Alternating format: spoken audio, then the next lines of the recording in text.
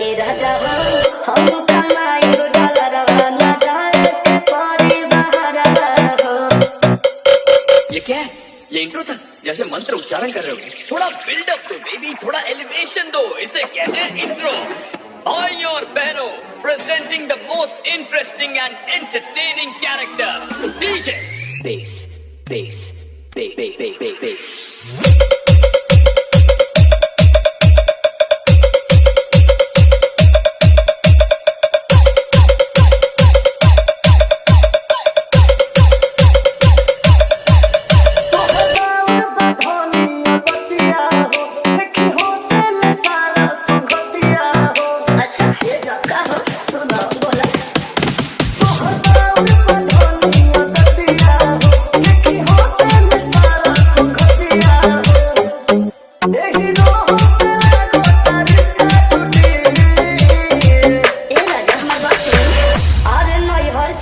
ससुरा छोटे भले फोनवा फूटे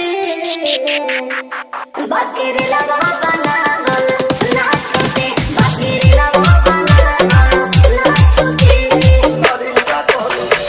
Aditya pro Aditya pro Aditya pro